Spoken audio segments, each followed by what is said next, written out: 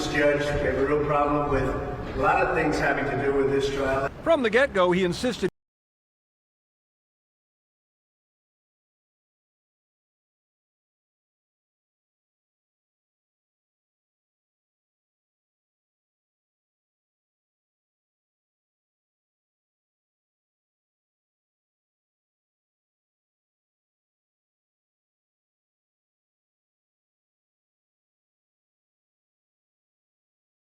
that I chose to take part in concealing Mr. Trump's illicit acts. Trump's former attorney Michael Cohen is expected to testify that his one-time boss directed him to pay hush money to a porn star to hide an affair, which Trump denies, and to illegally conceal the payment in falsified records. The gist of the whole case.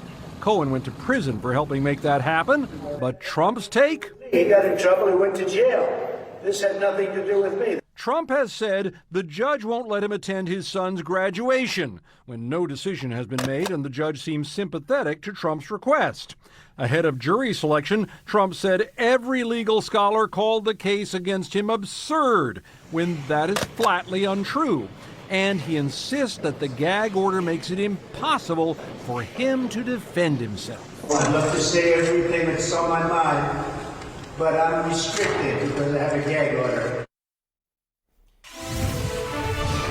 All right, we do have breaking news. Very shortly, U.S. Secretary of State Antony Blinken will head back to the United States after key meetings in China, including with Chinese leader Xi Jinping. The secretary just spoke to CNN national security correspondent Kylie Atwood moments ago. Kylie joins us from Beijing. Kylie, what did he tell you?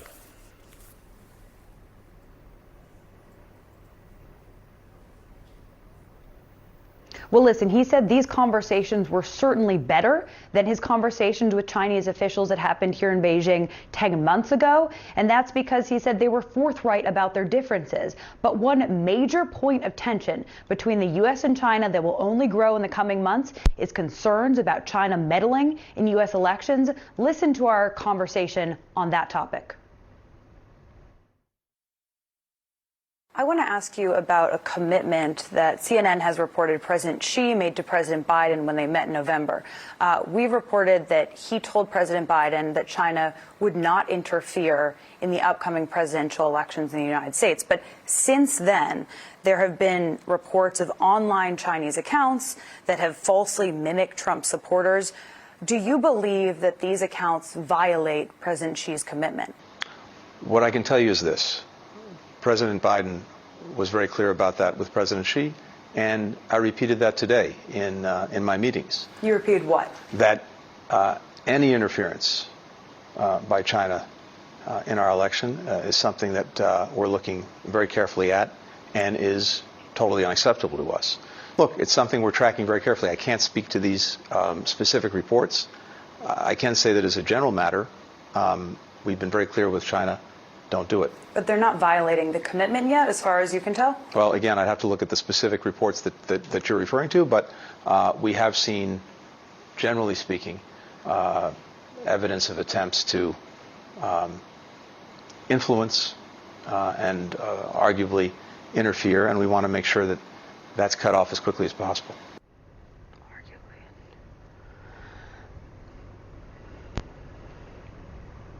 Now, it is noteworthy that he said that there is evidence of China attempting to influence and arguably interfere in U.S. elections just months after President Biden and President Xi had that conversation. It's clear that China is not heeding those warning calls from the United States. He also said that it's a concern that China is seeking to mirror what Russia is doing in terms of influence efforts in the United States, trying to sow division that are already apparent in the U.S.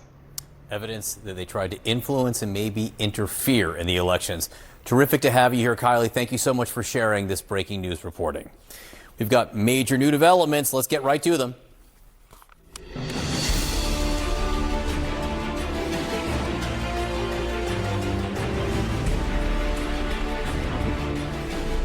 Developing news for you this morning. Donald Trump just arrived at court. We're watching that hallway for you to see if he's got anything to say today before critical testimony gets back underway in his historic hush money trial. This hour, the former publisher of The Inquirer, David Pecker, back on the stand under cross-examination as the defense tries to normalize conversations Pecker told the jury about that involved Trump, Stormy Daniels, and efforts to catch their stories and kill them because they were unflattering to Donald Trump. CNN's Bryn Gingras is live outside of court as we wait to see if Donald Trump has anything to say. He has been speaking quite a bit before court.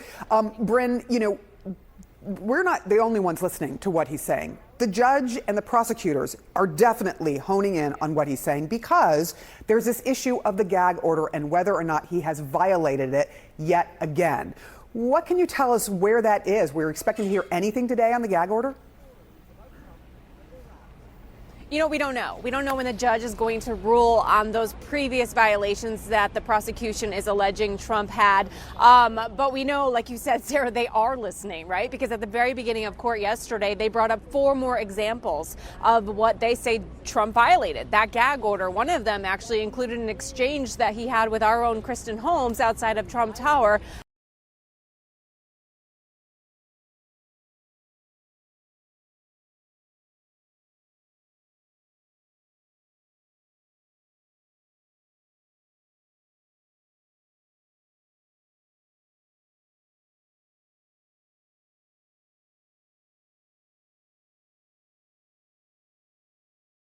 I mean, David's been very nice. He's a nice guy.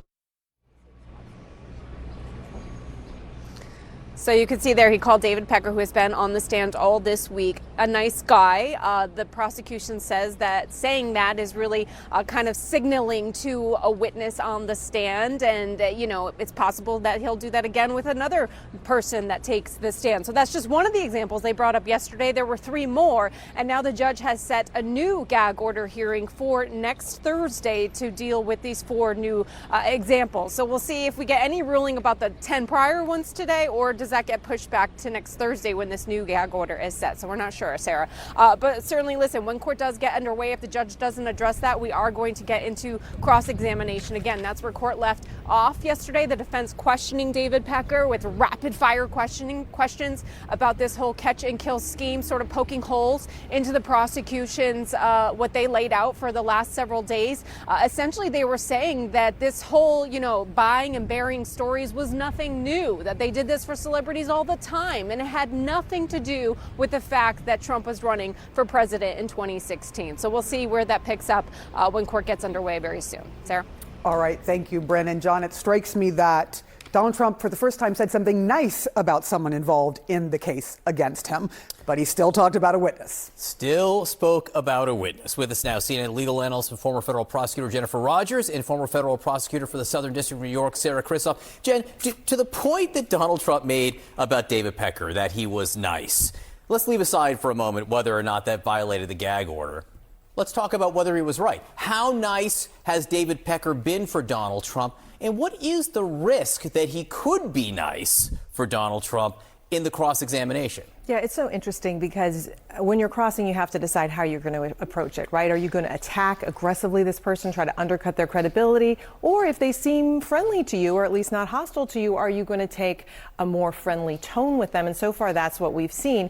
They think they can get more out of David Pecker by being calm and not aggressively attacking him. And I think that they're right. He clearly still admires Trump. He's willing to give the defense what they're asking for. When it will be a little more, fraught, we'll see if they start to try to dig at, well, when you said you talked to Trump about this, and they try to poke holes in that, and maybe you don't remember, or maybe it wasn't exactly what you said. We'll see if they go full on in those. Those are the big communications here. But so far, they think they can get more out of him this way, and that's really what you're doing in cross. Is you're not trying to get the, you need me on that wall moment. What you're trying to get are little tidbits you're going to use in your closing argument to make your point. Any risk for Pecker in violating his agreement with prosecutors? So theoretically, he has immunity, but, there's really no likelihood that they're going to charge him with this crime. I think he probably knows that. So while, I think he'll try to stick to the terms of his agreement, there's really not much risk for him. One of the things that the defense attorneys started to do yesterday on cross, and I imagine they'll pick it back up with in just a few minutes here, is maybe trying to question how well David Pecker remembered specific moments. How much does that land with the jury there after 2.5 days of pretty specific testimony from David Pecker, pretty vivid and in some ways lurid testimony? I mean, that could be pretty effective, actually, because particularly if Pecker sort of now recounts these conversations again and they shift a little bit, right? The language changes a little bit. That could matter here. And the defense team is going to point out that these are events that happened many years ago.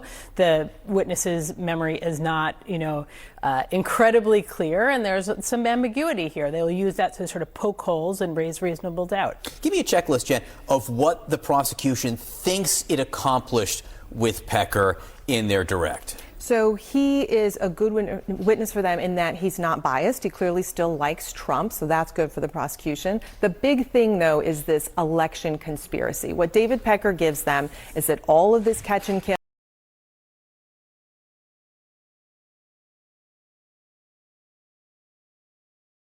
different. There was a shift. Before the campaign, Trump was worried about his family. Once the campaign started, it was only about the campaign. So how does the defense handle that in cross? So, I mean, the real question here for the jury is why this happened, right? We know sort of the basic facts of this happen, and I think the defense team is conceding those. The question is why, and because that makes it a crime or not. And I think from out of the gate, the defense team, from the opening statement through this cross, is sort of challenging the people's version of why this happened. It is interesting because we're now several days into this testimony, and it isn't clear that the prosecution has delved into the exact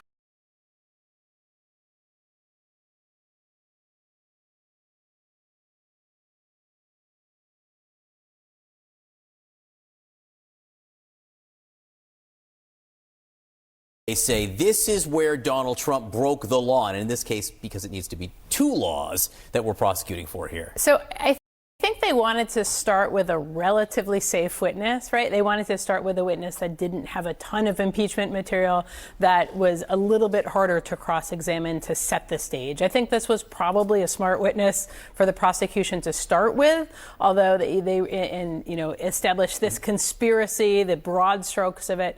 But they really are going to need to get to Michael Cohen to get into the dirt here of what happened. We haven't falsified documents yet, as far as this jury is concerned. Really, have we, Jen? No, I think actually after Pecker and before Cohen, we'll get some kind of boring witnesses who are going to take us through the records themselves, authenticate them, explain them. We'll probably get some of that stuff. We don't say boring.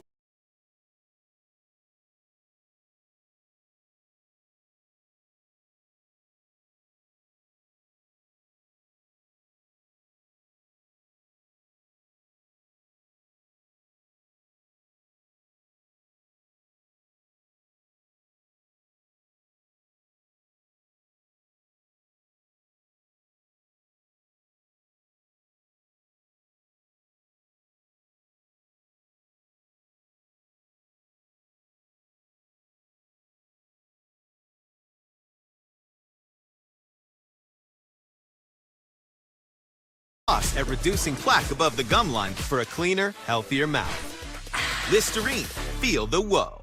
I brought in Ensure Max Protein with 30 grams of protein. Those who tried me felt more energy in just 2 weeks. Here, I'll take that. Ensure Max Protein, 30 grams protein, 1 gram sugar, 25 vitamins and minerals, and a new fiber blend with a prebiotic. With so many choices on Booking.com, there are so many Tina Feys I could be. So I hired body doubles. Indoorsy Tina loves a deluxe suite. Ooh. Booking.com, Booking.yeah.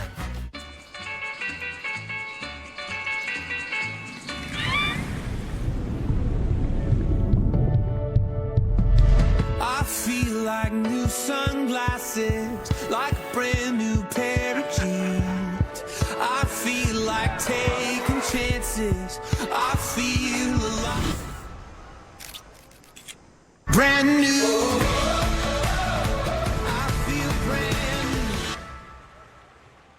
new. Smile, you found it. The feeling of finding psoriasis can't filter out the real you. So go ahead, live unfiltered with the one and only Sotyktu, a once daily pill for moderate to severe plaque psoriasis and the chance at clear or almost clear skin. It's like the feeling of finding you're so ready for your close-up, or finding you don't have to hide your skin. just your background. Once Daily Sotyktu was proven better, getting more people clearer skin than the leading pill. Don't take if you're allergic to Sotyktu. Serious reactions can occur. So